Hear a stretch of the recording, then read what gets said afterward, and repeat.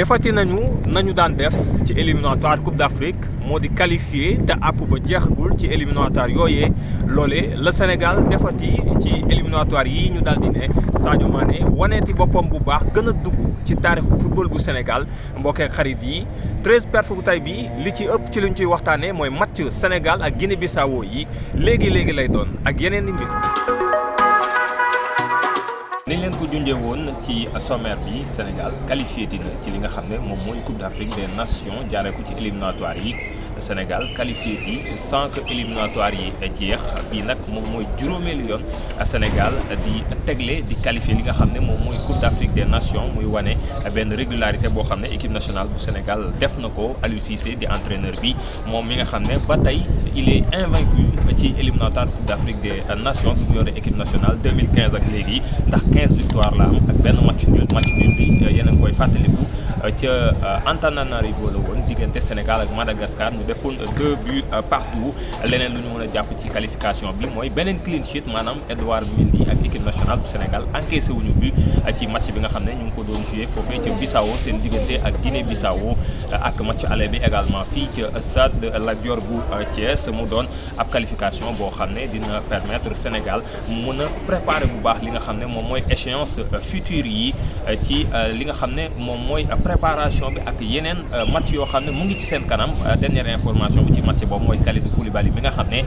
5e journée bi du ko football suñu diggante ak Congo waaye dernière journée bi contre Swatini dina ko mën a football la. beneen information boo xam ne ñeel na équipe nationale bu Sénégal ba tey mu di Abdou Diallo mi nga xam ne moom mooy défenseur nekk ca Paris Saint-Germain moom mi nga xam ne franco-sénégalais la jotoon na football ci Espoir bu France nekkoon sax seen capitaine moom daat nay wax rek ci lu leer ne bëgg na football équipe nationale bu Sénégal bu fekkee ne woon nañu ko wax na ko mu des nag léegi Aliou Cissé xool ndax dina ko mën a jël am déet fàttali ne Abdou Diallo défenseur polyvalent la ni mu mën a jouer ak central gauche noonu la mën a jouer latéral gauche foofe ca Paris Saint-Germain. dernière news bi dafay jëm ba tey ci football ci Sénégal muy maître Augustin Senghor bi nga xam ne mooy président fédération sénégalaise bu football daat na fësal candidature am ngir jiite li nga xam ne moom mooy confédération africaine bi nga xam ne malgache bi di Ahmad moo ko jiite mu nekk 5 candidats yi nga xam ne ñoom ñoo samp seen dënd Ahmad kenn ci mu nga xam ne moom moo ko jiite Ahmad Yaya di président fédération bu Mauritanie maître Augustin Senghor mi nga xam ne moom mooy représenté réewum Sénégal sud-africain bi di Patrick Motsepe ku ci mujj ki di Jacques Anouma di ivoirien mu doon 5 candidats yi nga xam ne ñoo samp seen dënd maître Augustin Senghor ñuy am yaakaar ne dina daal di gagné ginnaaw ba nga xam ne yor na ñaari yoon li nga xam ne moom mooy présidence bu fédération sénégalaise bu football. alors victoire bi nga xam ne équipe nationale bu Sénégal am na ko ci Guinée-Bissau muy ñaari victoire yi ba tax ñu qualifié dem nañ seeti ki nga xam ne moom moo di Aliou Mbaye mooy coach principal bu Guédiawaye football club di évoluer ci Ligue 2 bu football bu Sénégal sekk nañ ci waxtaan ak moom wax nañu li nga xam ne moom la gis ñaari match yi ak perspective bu Sénégal ñu teewlu ko.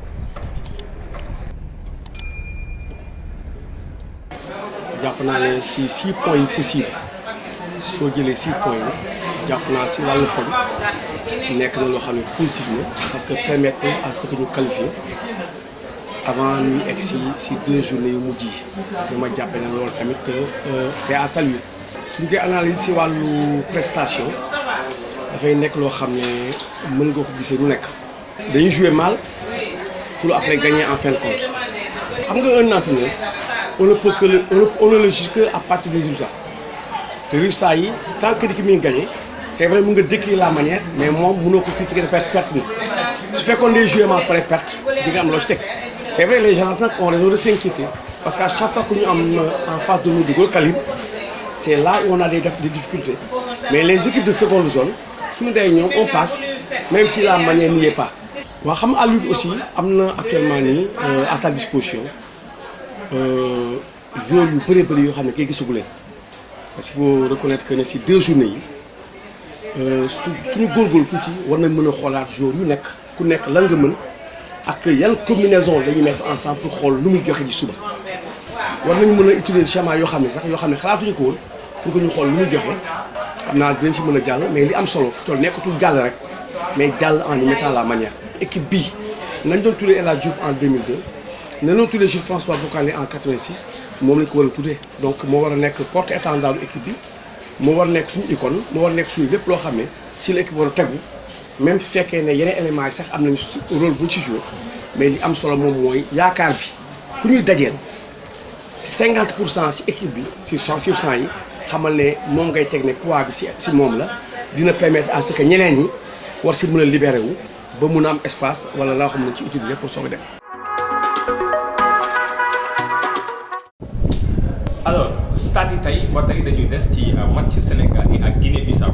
ndax kii di Sadio Mané di leader technique bu équipe nationale bu Sénégal moom léegi daal na battre ab record beneen ci ñaari match yi muy moom Sadio Mané léegi dépassé na ki nga xam ne moo di Jules François Bocandé ak égalé tamit ci nga xam ne mooy El Hadji Ousseynou Diouf en nombre de buts en sélection ndax Sadio Mané jamono ji en 61 sélection daal na dugal 21 buts waaye it mu ngi gën a jege ki nga xam ne moom mooy recordman de buts bu équipe nationale bu Sénégal di Henri Camara mu nga xam ne mu ngi ci 31 buts mu mel ne Sadio Mané am na ay match yu bari ci kanamam yoo xam ne 10 buts rek bu ko dugalee égalé ki nga xam ne moom moo di Henri Camara muy wane ne Sadio Mané muy gën a wane boppam dugal boppam ci taarixu football bu Sénégal. beneen statistique bi dafay jëm en Europe ci ki nga xam ne moom moo di Sergio Ramos di international espagnol bi nga xam ne jamono ji c'est le joueur le plus capé en sélection ci Europe ak 177 sélections mu dépassé ki nga xam ne moom la tollooloon mu di Gianluigi Buffon di nga nag jamono ji nag li nga xam ne moom moo ko desee mooy mu fexe conquérir record bi nga xam ne mu ngi nekk sur le plan international en nombre de sélections mu nekk boobu it benn performance boo xam ne moom joueur bu Real Madrid bi réalisé na ko. alors résultat yi li ñu ci mën a jàpp mooy les grands d'Afrique ils ont eu des résultats mitigés ci troisième journée bi ki nga xam ne ñoo di Cameroun Lions indomptables yi ñoom troisième journée bi dañoo recevoir ñi nga xam ne ñoo di waa Mozambique daan leen 4-1 beneen équipe bu mag mu di Black Stars yu Ghana yi ñoom dañoo recevoir ñi nga xam ne ñoo di waa Soudan daan leen 2-0 ñi nga xam ne ñoo di waa Côte d'Ivoire les éléphants ñoom it ils ont battu difficilement ñi nga xam ne ñoo di waa Madagascar 2-1 un poule boo xam ne war nañ ko surveiller dinañ ci ñëw ci kanam ñi nga xam ne ñoo di waa Gambie dañoo incliné wu face à Gabon 2-1 Algérie champion d'Afrique en titre logiquement vainqueur à domicile bu Zimbabwe 3-1 mais score bi nga xam ne moo gën a jaaxal nit ñi ci troisième journée éliminatoire yi mooy match Nigéria ak ki nga xam ne mooy Sierra Leone ginnaaw ba Nigéria mené au score après 30 minutes 4-0 Sierra Leone daal di fekk si ko def remontada ba égaliser aux ultimes minutes du match 4 buts partout mu doon nag une grosse déception pour les ñi nga xam ne ñooy Super Eagles yi nga xam ne c'est une contre-performance boo xam ne def nañ ko diggante ak Sierra Leone mi nga xam ne dinañ ci ak moom match retour dans les jours à venir sinon Maroc mu ngi continuer nekk ci dynamique am dafa gagné 4-1 ñi nga xam ne ñoo di waa Centrafrique Tunisie daan Tanzanie 1-0 li nga xam ne nag moom moo jëm ci match yi équipe yi daje woon ñooy daje match retour yi ñu bëri ci ñoom sax daanaka bu ñu amee victoire dinañ assurer seen qualification ci Coupe d'Afrique ni ki Sénégal mi nga xam ne moom mooy première équipe bu qualifiée.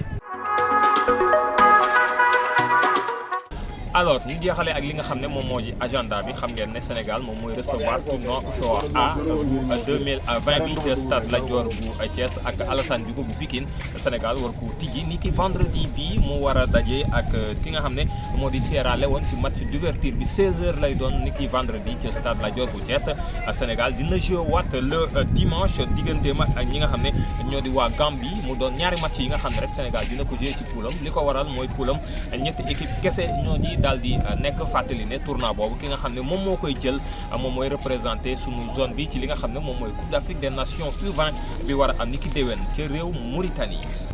alors mbokk yi lii lañ leen indiloon ci seen numéro bu 13 février tey ci 13 TV indil leen ay information rawatina ak qualification bu équipe nationale bu Sénégal bi ci Coupe d'Afrique des Nations bi war a am Cameroun ci 2022 di jaajëfal équipe technique bi di leen jaajëfal yeneen mbokk yi ñuy suivre di leen wax ngeen mooy di ñu suivre ci 13 TV ci chaîne YouTube bi ngeen abonné ngir mën a suivre li nga xam ne mooy vidéo ak actualité yi leen di leen jox rendez-vous ci lu yàggul dara ci tournoi UFOA U20 bi ca Thiès dara du leen ci rëcc jaajëfal leen jaajëfal